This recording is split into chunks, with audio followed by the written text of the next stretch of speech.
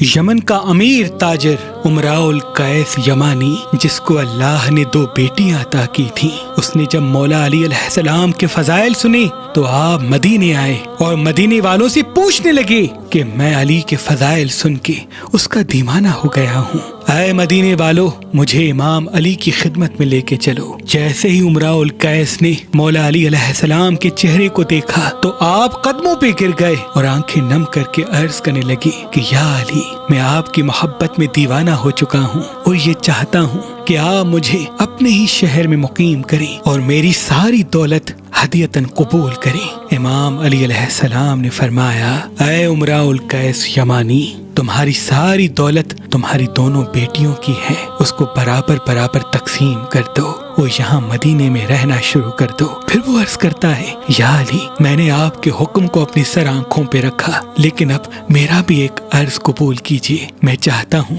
کہ میری دونوں بیٹیاں آپ اپنے دونوں بیٹوں کے حرم میں لے لیں، میری بڑی بیٹی کو اپنے بڑے بیٹے حسن کے لیے اور میری چھوٹی بیٹی رملہ کو اپنے بیٹے حسین کے لیے۔ امام علی علیہ السلام نے ان دونوں شہزادیوں کے رشتے قبول کیے اور بڑی بیٹی کا نام ام فرواہ رکھا اور امام حسن سے اس کا نکاح کروایا، اور چھوٹی بیٹی کا نام بی بی ام رباب رکھا اور امام حسین کا ان سے نکاح کروایا۔ اور پھر مدینے میں ایک بہت بڑا گھر امام علی علیہ السلام نے ان کا بنایا اور وہ وہیں رہنے لگے۔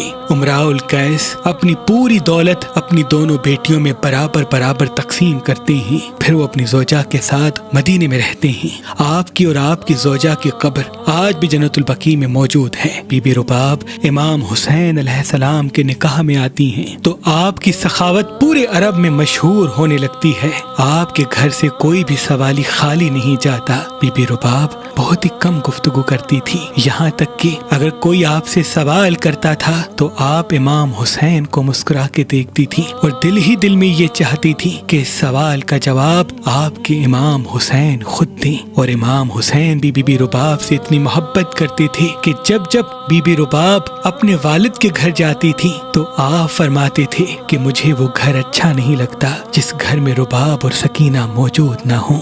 تاریخ 20 رجب 56 ہجری کو مدینے میں اللہ پاک نے امام حسین اور بی بی رباب کو ایک بیٹی عطا کی جس کا نام امام حسین نے سکینہ رکھا، اور 9 رجب 60 ہجری مدینے میں اللہ پاک نے امام حسین اور بی بی رباب کو ایک بیٹا عطا کیا جس کا نام آپ نے علی اصغر رکھا۔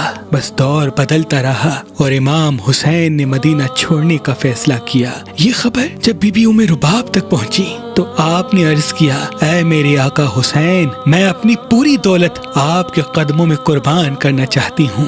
امام حسین نے فرمایا، ہمارے گھرانے میں یتیم بیٹیوں کی دولت پر حق جتایا نہیں کرتے، اے ام رباب، اس دولت پہ تمہارا حق ہے۔ بس تمام بیبیاں امام حسین کے ساتھ قافلے میں شامل ہوتی ہیں اور یوں یہ قافلہ مدینے سے باہر نکلتا ہے۔ جب یہ قافلہ مدینے سے نکلا تب بی بی سکینہ کی عمر مبارک 3 برس 7 ماہ اور 4 دن کی تھی اور معصوم علی اصغر کی عمر مبارک صرف 18 دن کی تھی۔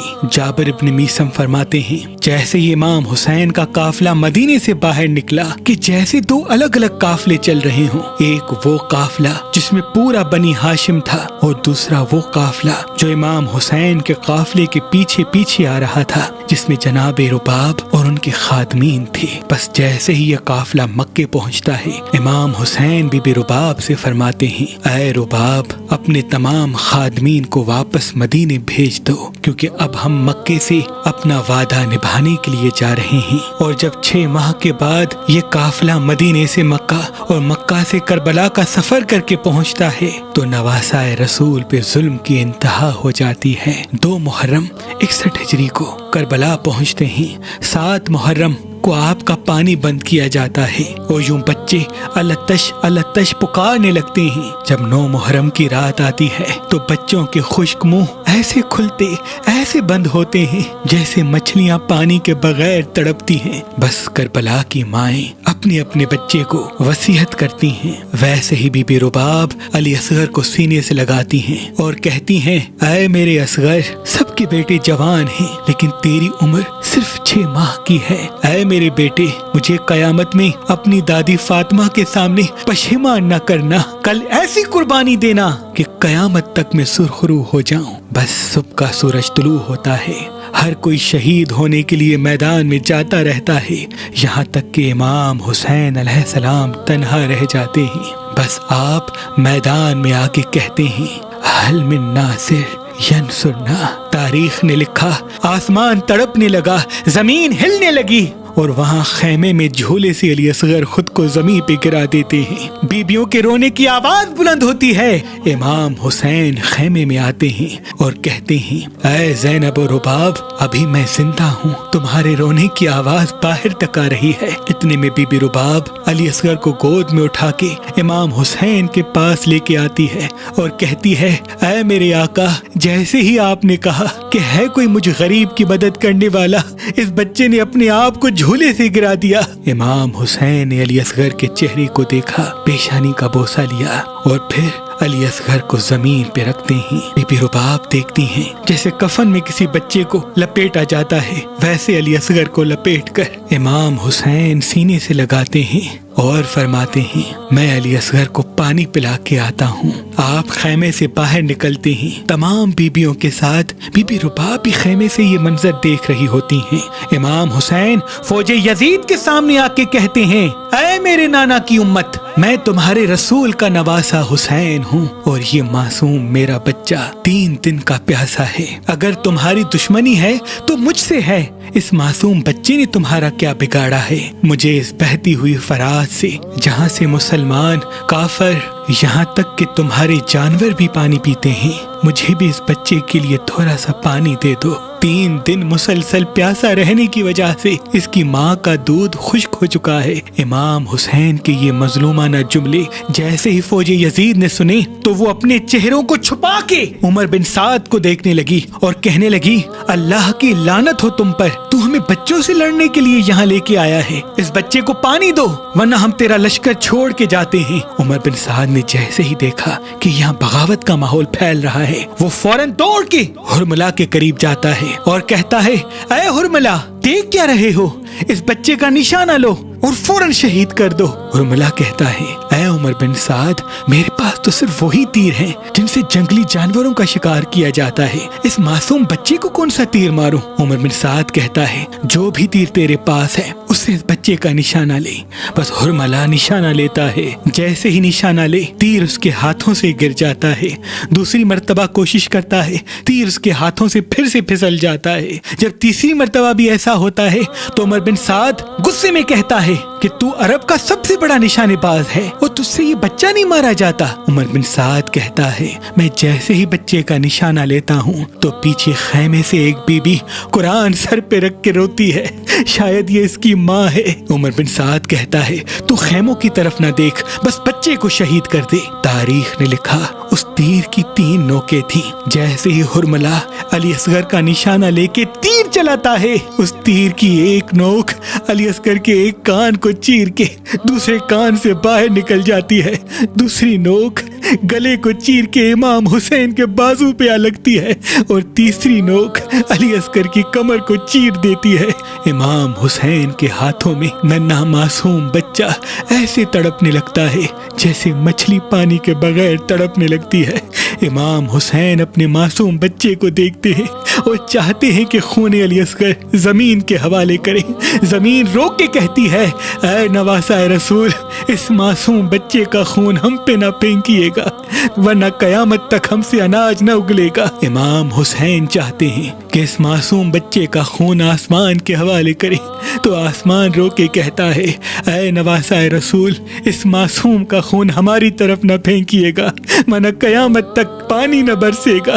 امام حسین علی اصغر کے خون کو اپنے چہرے پہ ملتے ہیں اور کہتے ہیں, اے اللہ, میرے بچے کی قربانی قبول کرنا. بس خیمے کی طرف جاتے ہیں. علی اصغر کا واحد جنازہ ہے. امام حسین کچھ قدم خیمے کی طرف بڑھتے ہیں, پھر کچھ قدم پیچھے کی طرف ہٹتے ہیں اور دل ہی دل میں یہ سوچتے ہیں کہ اب رباب کو اصغر کیسے دکھاؤں گا. اتنی دیر میں بی بی رباب خیمے کے پردے کو ہٹاتی ہیں. امام حسین نے جیسے ہی بی بی رباب کو دیکھا تو فرماتے ہیں, اے رباب, मैं कौन हूँ? बीबी रुबाब फरमाती हैं, आप मेरे आका हैं, मौला हैं, मेरे वारिस हैं। इमाम हुसैन अपनी आंखें नम करके अपनी अबा को जैसे ही हटाते हैं, बीबी रुबाब चीख के रोती हैं और कहती हैं, ऐ अल्लाह, ये कैसे जालिम लोग हैं कि 6 माह के बच्चे पे भी रहम नहीं करते। इमाम हुसैन ने बीबी रुबाब और मासूम सकीना को दिलासा दिया और फिर फरमाया, ऐ रुबाब, खैमे के पीछे इस मासूम बच्चे की कब्र बना देते हैं। इमाम हुसैन अपने मासूम बच्चे को जुल्फ़िकार से कब्र खोदकर करबला की गर्म जमीन में दफन कर देते हैं और मैदान की तरफ पलट के शहादत का जाम पी लेते हैं। बस शहादत इमाम हुसैन के बाद फौजी यजीद ने ख़याम को जला दिया, बीबियों के सरों से चादरों को लूट लिया। कभी शिमर बीबी सकीना को तमाचे मारता है, कभी कोई जालिम बीबी ज़ैनब और बीबी रुबाब को ताज़ियाने मारते हैं। बस शाम गरीबा आ गई, हर बीबी अपने बच्चे की लाश पे रोती रहती और बीबी रुबाब और बीबी ज़ैनब इमाम हुसैन के पामाल जिस्म से लिपट कर आह फुगा करती। रात ढलने लगी और 11 मुहर्रम का सूरज तुलू हुआ। उमर बिन साद ने कहा, तमाम शहीदों के सर काटो, अब हमें कूफे से होते हुए शाम तक जाना है और यजीद को ये दिखाना है कि हमने आले मोहम्मद के बड़े और छोटे किसी भी जवान पे रहम नहीं किया। सबके सर काटे जाते हैं और नेज़े पे सवार किए जाते हैं। इतने में किसी जालिम ने कहा, एक सर इसमें कम है। पूछा गया, किसका सर? तो वो जालिम कहता है, उस मासूम बच्चे का सर नहीं है जिसको हुसैन पानी पिलाने के लिए मैदान में लेके आए थे। उमर बिन साद कहता है, जाओ नेज़े हाथ में लो और करबला की जमीन पे मारते रहो, यहीं कहीं हुसैन ने तदफीन किया होगा। बस जले हुए खैमों की राख पर फौजी यजीद नेज़े मारती रहती है। बस एक नेज़ा जैसे ही जमीन पे लग के आसमान की तरफ बुलंद होता है तो उस पे मासूम अली असगर का जिस्म भी परवाज करने लगता है। बीबी रुबाब ने जैसे ही अपने बच्चे के जिस्म को नेज़े पर देखा तो इमाम हुसैन की लाश को लिपट के रोती है। इतने में वो जालिम अली असगर के मासूम जिस्म को जमीन पे रखता है और खंजर निकाल के आपका सर तन से जुदा करता है, जिस्म को वहीं धूप पे छोड़ देता है और कटे हुए सर को नेज़े पे सवार करता है। बीबी रुबाब आसमान की तरफ देख के फरियाद करती है कि ऐ अल्लाह, मेरे हुसैन और मेरे बच्चे का जिस्म धूप में पड़ा है। अब जब तक ये रुबाब जिंदा रहेगी न ठंडा पानी पिएगी और ना ही कभी साए में बैठेगी। बस शिमर आके बीबी रुबाब और बीबी सकीना को ताजियाने मारता है और कैदी बना के कूफा और शाम की तरफ आले मोहम्मद को ले जाया जाता है। बस वो बीबियां कैद होके कूफा पहुंचती हैं और कूफा से शाम आती हैं। शाम के कैद खाने में बीबी रुबाब से बीबी सकीना को अलग किया जाता है। वहाँ बीबी सकीना अपने बाबा को याद करके रोती हैं और यहाँ बीबी रुबाब कभी इमाम हुसैन को याद करती हैं, कभी अपने मासूम अली असगर को रोती हैं और कभी अपने 4 साला बेटी की गुर्बत पे आंसू बहाती हैं। बस जैसे ही बीबी सकीना की शहादत होती है, आप बीबी सकीना के जिस्म से लिपटी हुई मुसलसल रोती रहती हैं। इमाम सज्जाद अलैहिस्सलाम ने 3 दिनों का पानी कैद खाने में इकट्ठा मांगा ताकि वो बीबी सकीना को गुस्ल दिलवा सकें। बस जैसे ही बीबी ज़ैनब और बीबी उम्मे रुबाब और बीबी फिजा मिलके बीबी सकीना को गुस्ल देती हैं, इतनी देर में बीबी रुबाब चीख के रोती हैं। बीबी ज़ैनब उनको दिलासा देती हैं। इमाम सज्जाद ने जैसे ही ये आवाज़ सुनी तो बीबी ज़ैनब को तलब किया और फरमाने लगे कि ऐ मेरी माँ, बीबियाँ क्यों रो रही हैं? बीबी ज़ैनब ने फरमाया, ऐ सज्जाद, तुम्हारी छोटी बहन करबला से लेके कूफा तक, कूफा से लेके शाम तक एक ही लिबास में कैदी रही है। कभी उनको शिमर के ताजियाने लगते थे, कभी उनको ऊँट से किराया जाता था। ऐ सज्जाद, हम जैसे ही गुस्ल के लिए सकीना का लिबास उतारते हैं तो बीबी सकीना के लिबास के साथ उनकी खाल भी उतर आती है। ये मंजर रुबाब से देखा नहीं जाता। इमाम सज्जाद फरमाते हैं, अल्लाह की मर्जी ये है कि मेरी बहन सकीना को इसी लिबास में तदफीन किया जाए। बस बीबी सकीना की कब्र बनाई जाती है और बिलाखिर सालों की कैद के बाद जब बीबियों को रिहाई मिलती है तो सारी बीबियां बीबी सकीना की कब्र पे आके अलविदा कहती हैं। बीबी रुबाब अपने आप को बीबी सकीना की कब्र पे गिरा देती हैं और ज़ारो कतार रोती हैं और कहती हैं, ऐ सकीना, تیرے بابا نے وصیت کی تھی کہ میری اس بیٹی کا خیال رکھنا، اب تجھے میں تنہا یہاں کیسے چھوڑ کے جاؤں؟ بی بی زینب امام سجاد بی بی رباب کو دلاسا دیتے ہیں اور یہ شام والوں کو وصیت کرتے ہیں کہ بی بی سکینہ کی قبر پہ روز چراغ جلایا کرو، اور پھر کربلا سے ہوتے ہوئے مدینے واپس آتے ہیں۔ جیسے ہی بی بی رباب مدینے آتی ہے تو اپنی پوری دولت امام حسین کی مظلومیت لوگوں میں بیان کرنے کے لیے قربان کر دیتی ہے۔ آپ وہ محترمہ ہیں جنہوں نے مجلس کروانے اور مجلس میں نیاز کا اہتمام کروانے کا رواج عام کیا۔ مدینے میں لوگ دور دور سے آتے اور امام حسین کے مصائب سنتے اور بی بی رباب کا نیاز کھاتے۔ بس کچھ وقت گزرا تو مکے کا ایک عالم درس کے لیے امام سجاد کی خدمت میں آتا ہے۔ امام سجاد علیہ السلام کے گھر میں جیسے ہی وہ داخل ہوتا ہے تو اس کا گزر صحن سے ہوتا ہے۔ وہ دیکھے ایک بی بی دھوپ میں بیٹھی ہوئی رو رہی ہے۔ وہ طالب علم امام سجاد کی خدمت میں آ کے اپنے سوالات کرتا ہے، جوابات حاصل کرتا ہے، اور پھر جب جانے کا وقت ہوتا ہے جیسے ہی پھر سے صحن سے گزرے تو وہ ضعیفہ جہاں سایہ آ گیا تھا وہاں سے اٹھ کے جہاں دھوپ ہے وہاں آ کے پھر بیٹھی ہوتی ہے۔ بس وہ گھر سے باہر آ کے امام سجاد سے دست ادب جوڑ کے ایک عرض کرتا ہے کہ اے امام وقت، میں نے آپ کے گھر میں ایک عجیب منظر دیکھا کہ ایک ضعیفہ تھی جو دھوپ میں بیٹھی ہوئی تھی، شاید اس سے کوئی غلطی ہو گئی ہے تب ان کو سزا میں دھوپ میں بٹھایا گیا ہے۔ اے میرے امام، میں اس کی طرف سے معافی مانگتا ہوں، اس کو سائے میں بٹھا دیجیے۔ امام سجاد خون روتے ہیں اور فرماتے ہیں اے شخص، وہ ضعیفہ کوئی اور نہیں بلکہ میری ماں ام رباب ہے۔ میری ماں نے جیسے ہی میرے بابا کا پامال لاشا دھوپ میں دیکھا تو اللہ سے وعدہ کیا کہ جب تک زندہ رہوں گی نہ ٹھنڈا پانی پیوں گی اور نہ ہی کبھی سائے میں بیٹھوں گی۔ بس وہ طالب علم روتا ہوا چلا گیا۔ ایک دن بی بی رباب دھوپ میں بیٹھی ہوئی زار و قطار رو رہی تھی۔ امام سجاد نے جیسے ہی یہ منظر دور سے دیکھا تو بی بی زینب کے ساتھ قریب آئے اور فرمانے کہ ہم نے آپ سے کچھ نہیں مانگا، بس آج آپ سے یہ گزارش کروں گا کہ اب آپ بھی سائے میں آ جائیے۔ بی بی رباب نے رو کے کہا اے میرے بیٹے، میں نے امام حسین کی لاش کو دیکھ کے اللہ سے وعدہ کیا ہے کہ میں کبھی سائے میں نہیں آؤں گی اور نہ ہی ٹھنڈا پانی پیوں گی۔ بس اتنے میں امام سجاد فرماتے ہیں میں امام وقت ہوں اور آپ کو حکم دیتا ہوں کہ آپ سائے میں آ جائیے۔ بی بی رباب نے جیسے ہی یہ سنا تو آسمان کو دیکھا اور فریاد بلند کی کہ اے اللہ، ایک طرف امام وقت کا حکم ہے اور دوسری طرف میرا حسین سے کیا ہوا وعدہ، اب میرا وعدہ وفا کرنا۔ بی بی رباب جیسے ہی اٹھنے کی کوشش کرتی ہیں، بی بی زینب اور امام سجاد بی بی رباب کو سہارا دیتے ہیں۔ اتنے میں امام سجاد فرمانے لگتے ہیں انا للہ و انا الیہ راجعون۔ بی بی رباب اپنے اللہ سے جا ملتی ہیں اور پھر امام سجاد نے بی بی ام رباب کی قبر بھی جنت البقیع، جہاں ان کے والد اور والدہ کی قبر موجود ہے، وہاں بنا دی۔ سلام ہو بی بی رباب پر، سلام ہو معصوم علی اصغر پر، سلام ہو بی بی سکینہ پر، اور سلام ہو کربلا کی تمام بیبیوں پر۔